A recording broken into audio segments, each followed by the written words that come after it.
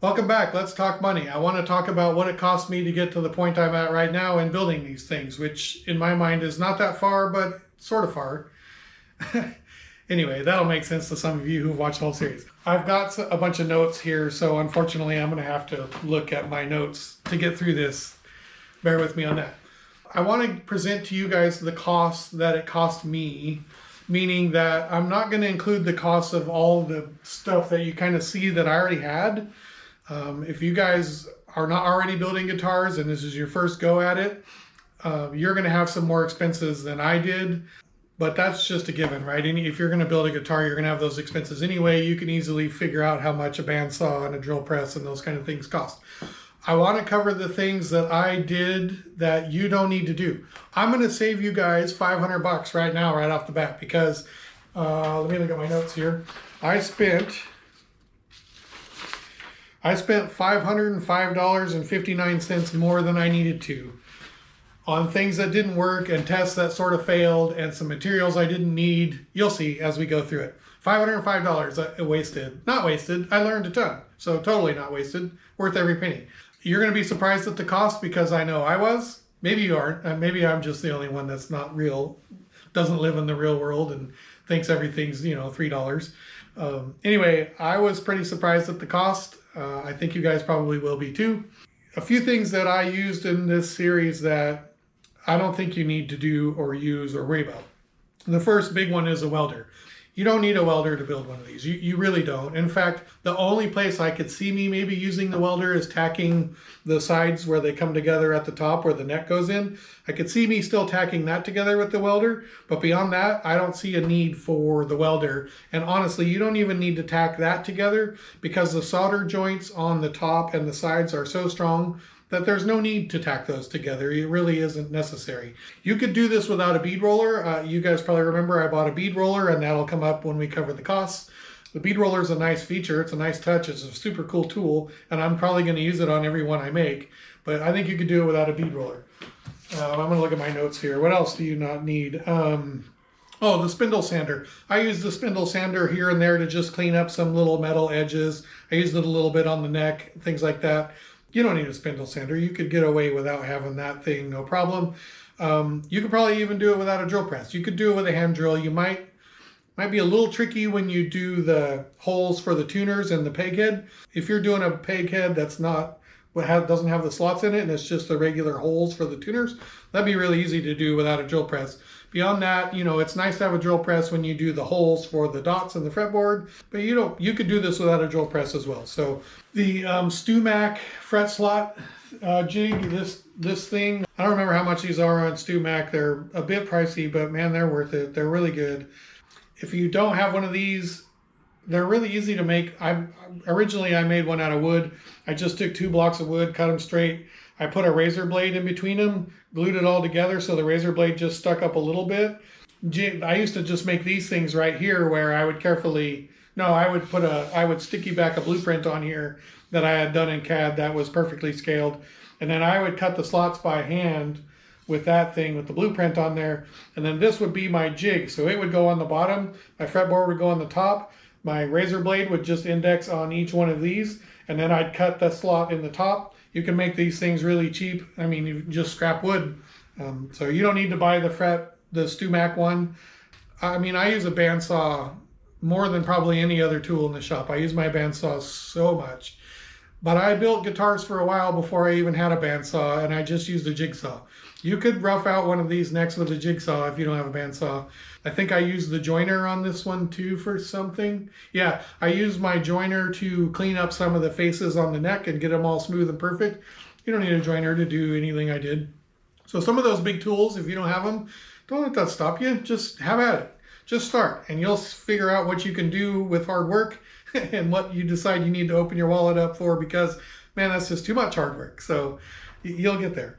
I'm just going to go through the cost by episode, and then we'll just look at it that way. So episode 1, we were really just getting started, right? Like, I bought some really crappy steel from Home Depot, which I ended up not using at all. It was too thin. It was very poor quality.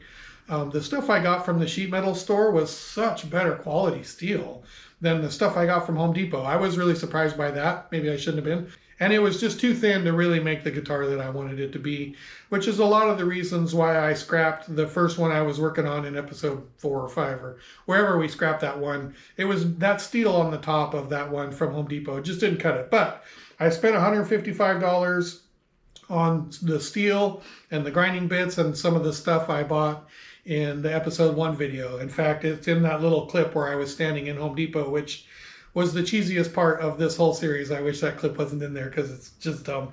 Anyway, $155 on those initial 2 pieces of steel I bought and some grinding discs and things like that. And then I went to Harbor Freight and I bought another $20 worth of sanding discs and cutoff wheels.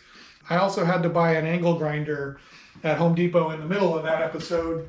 When I very first start cutting out the top, you'll notice me using a red angle grinder, which was a Milwaukee one that I've had for a long time. It worked fine, but I couldn't get the little piece off to change the bit. It was like frozen on there, and I tried so hard I actually damaged the motor trying to get that off. So I had to go to Home Depot and I bought this battery-powered angle grinder, which you're going to see later was a terrible choice. Don't buy the battery-powered one.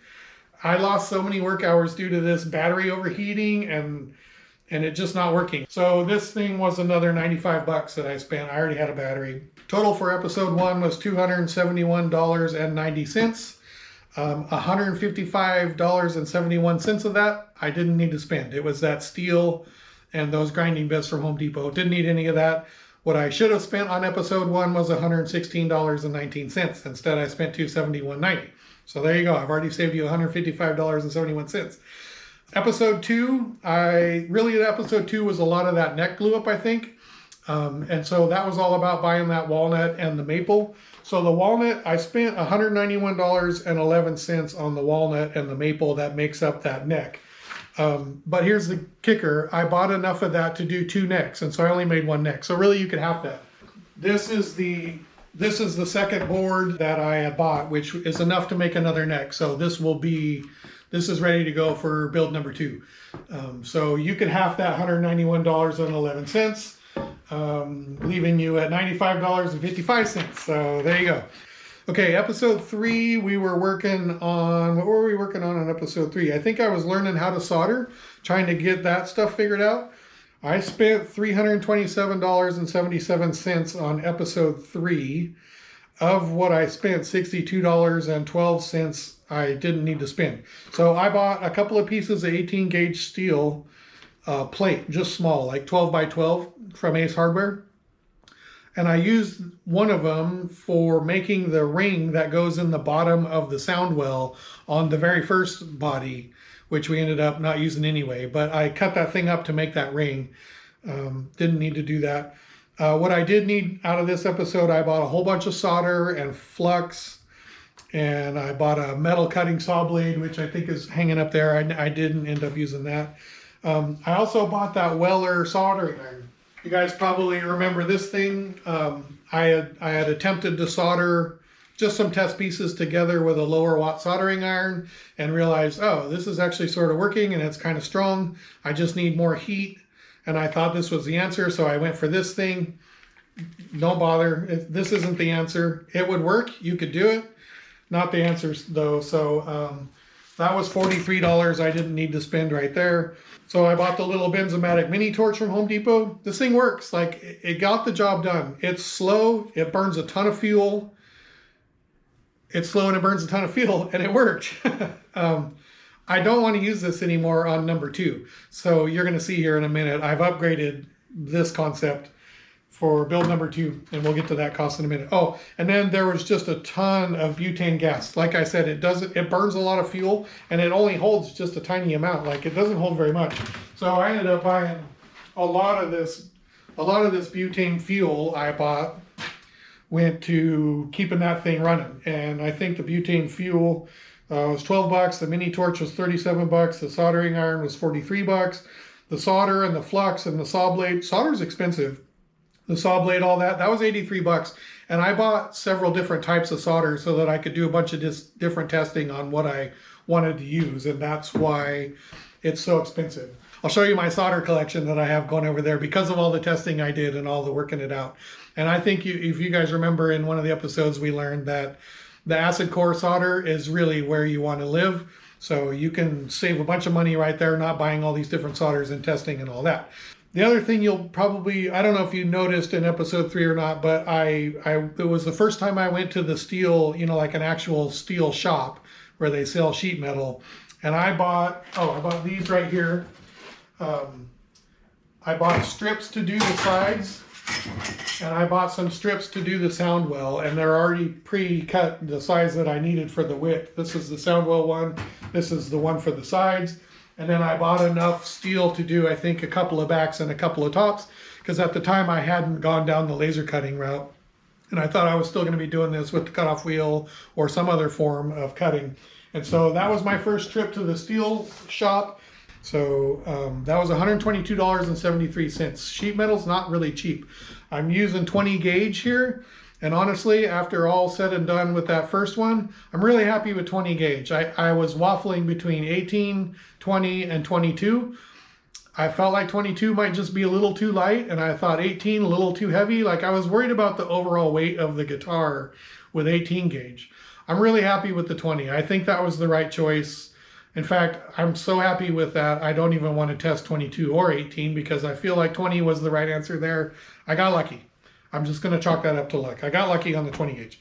Okay, that was episode 3. So I spent $327.77 on episode 3, and $62.12 of it was not needed, which was those 18 gauge steel plates that I bought and that soldering iron. And I think I'm chalking up the butane and the mini torch as not needed because I'm moving on from this. And so if I were going to start again, and I had never done this, I would want to land where, I'll show you where we're going to land here in a second, or where I'm going next with it. And so I think I would just jump straight to that system instead of going through there. So there you go. Okay, episode 4.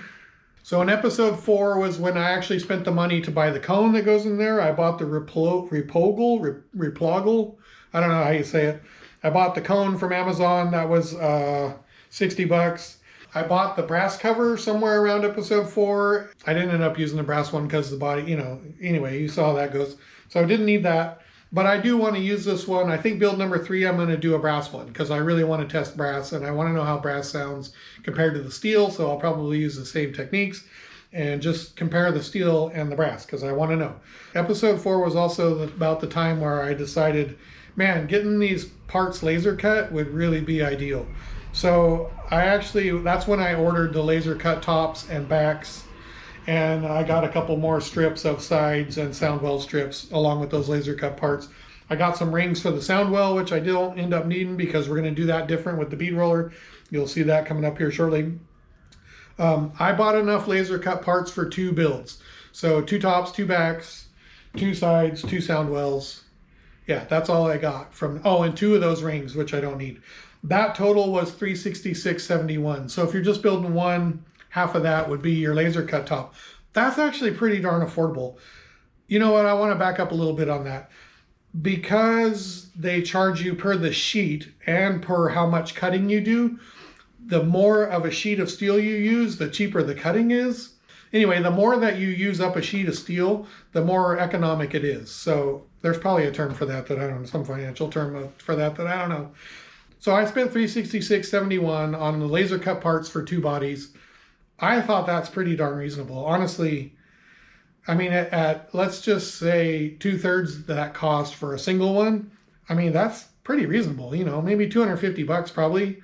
That's really reasonable. And then also in episode 4 was when I was starting to figure out, you know, flux, muriatic acid, you know, acid brushes, all kinds of soldering stuff. And so I spent another $15 on that stuff. So episode 4 was $483.67. So that was the replogle cone, that was $60. That brass resonator cover was $41.97. The laser cut parts were $366.71. And the muriatic acid and brushes and things like that was $15. So that's episode 4. Of that episode, I didn't use $56.90. You don't need $56.97 worth of that stuff, which to me is that resonator plate, the brass one, and the muriatic acid and stuff. Because I'm moving on to the acid core solder, you don't need the muriatic acid or even the acid brushes. Okay, episode 5. I don't remember what we were doing in episode 5. I guess just getting the solder finalized, maybe getting the sound well soldered into the top. I don't remember. I guess I should know that before. Okay, so anyway, in episode 5, one of the things I built was this, oh, it's heavy. One of the things I built was this thing to bend the sides around. I don't think I'll ever use this again now that I've decided to bend the sides like I bend the sides on an acoustic guitar. I've been watching stuff on Mule and others, and I'm noticing they're using something like that. I think theirs is wood. They have some little clamps on them. It's super cool, little jig. But I'm noticing that everybody, or at least Mule, it looks to me like they're bending their sides around a jig, and then they're soldering it under all that tension, which is what I did on the first one, and I didn't like that that was under so much tension. And it's a lot of tension. Like, if you just bend your side around the final shape, that's a lot of tension, and I just don't like it. So I don't want to do that. I'm going to continue to bend them by hand on my side bender that I use for acoustics and bend them that way. And so I think it means I really don't need this little jig to bend the sides. That thing was a waste of money. It wasn't a waste of money. I mean, it was just a process to get there. But that thing was expensive. So I spent about $180 worth of steel on that thing. These steel strips, being this thick, are expensive. And so that was, well, it took 2 strips of that steel. I already had one, and I went and bought another one, and it was $95.26. So, you know, that's all 190 bucks, right? Like, almost 200 bucks to make that thing, and you just don't need it. So I would say skip that step. Don't make that thing. I bought some more solder for episode 5. I think I was still testing different types, different thicknesses. I mean, I was really doing a lot of testing that you guys didn't see in the series because it was just too much boring testing. It was a lot of testing and a lot of experimenting that you just didn't capture in the series. I made that master template out of the Corian. I have a bunch of Corian around here because I've been using it for years as templates. You see all the yellow and gray. I have like this funky Martha Stewart pattern. And like, anyway, there's a local countertop store here in my town. And I just go down there and go, hey, you got any scraps? And I think that yellow one he sold me for 25 bucks because nobody's ever going to order a yellow countertop in their house. So he's like, I'm never going to get rid of this. The Martha Stewart print one, I think I paid 50 bucks for that one for a 4x4 sheet of it. I call it Martha Stewart. It's not Martha Stewart, but anyway. So I'm just calling it 50 bucks for the Corian. I mean, that seems fair. If you're not already using it, give it a try because it just lasts for so long. I think I also spent 14 bucks on the flame-proof paint at O'Reilly's.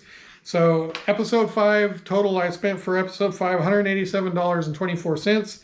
Of that $187.24, I didn't use $95.26 of it, which was the steel for this template. So really, that just brings you down to $91.98 for episode 5. Okay, episode 6. Episode 6 was a cheap one. Like, I didn't hardly spend any money on episode 6. And, half of what I spent in episode 6, I didn't even use. I bought these vice grips at Harbor Freight for $14 and welded on those little things so I could clamp the top and the sides together. Those worked great, 14 bucks right there. And then I bought a bunch more of that butane. I bought a bunch more of this for the little mini solder for this guy. Don't need that because I don't think we're going to use this anymore. So I'm chalking that up as this wasn't a needed expense. So episode 6 cost me $35.92. Of that amount, $21.92 of it I didn't use. So really I only spent $14 on episode 6. That was wow, 14 bucks, I could handle that. Okay, episode 7 was all about the fretboard. And so the fretboard, I'm fortunate enough to have a woodcraft store in my town. So I went down to Woodcraft because they have perfect blanks for fretboards of all kinds of exotic woods and cool looking things. And that was where I bought the ebony, and I bought some of the really thin maple veneer type stuff to do those maple stripes in the neck and stuff. So I didn't have to keep making them like that thin, like, I mean, really, really thin stuff. So I bought a package of that. That was $57.40. I used it all. That was, I didn't waste any money in episode 7. Oh, episode 7 and 8 are the only 2 episodes that I didn't waste any money. I say waste, but it wasn't a waste. Episode 8, we started really working on the back. I was trying to get the shape in that back. And this is where I bought the bead roller. And it was $183.91 for that bead roller. I mean, not that expensive. And it's just a great tool. It's super worth it. Episode 8 was also where I just finally got incredibly frustrated with this battery powered thing, and I walked out of here and I went to Harbor Freight and I bought this Bauer $39 one. Yeah, $39 one. I bought that Bauer one. I had a Harbor Freight grinder in the past before I had them, and it lasted me so long. It just never ever died. It just kept going and going. So I thought, I'm giving them another go. So I spent $255.44 on episode 8, and I used all of that because I used the grinder and I used the bead roller. So we're good there. Episode 9, I used everything I spent in episode 9 as well. I bought the carbon fiber rod and the tuners from StewMac. All of my fret saws were incredibly dull, so I got 2 of these new ones. I only recorded the cost for half of it, so one of them.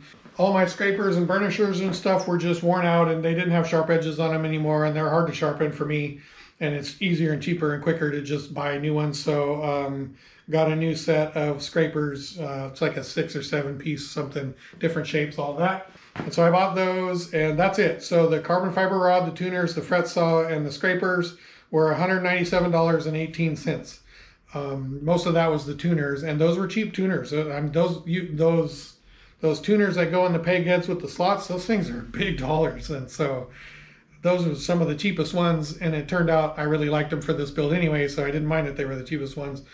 Episode 10, I think we were just doing frets and starting to get stuff, dialed in and done. So that stainless steel fret wire, I bought that huge roll of it, but it was $88 for that roll of stainless steel fret wire. Obviously, you don't use the whole roll. You don't even use very much of it. So I went to Ace Hardware and I bought all those nuts and bolts to attach the neck to the body.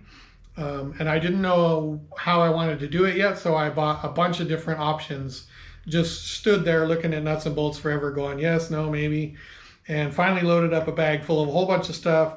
And they sell berry pies at the Ace where I don't know, some local place makes berry pies. And so I bought a berry pie too. That was $42.72. The berry pie was totally worth it. So neck attachment bolts and berry pie, $42.70. And then this is when I was buying the tail pieces because I wasn't sure if the ones I was going to make was working out. I found a really cheap one, $10.99 on Amazon for a tail piece. So the total for episode 10, $141.69. Of that, I didn't use $31, which were, I haven't told you guys yet. The neck attachment bolts, didn't use any of those. And the tail piece, I didn't use that. So that was $31.71 I didn't use. Berry pie, I used the heck out of the berry pie. And I used the stainless steel fret wire. So $109.98 was the total I spent on episode 10. Episode 11 was the most expensive one by far, which is the one where I was assembling it and finalizing it and trying to get it up and running and playing. So I didn't like that brass cover plate on this build, so I bought another cover plate from StewMac. It's $106.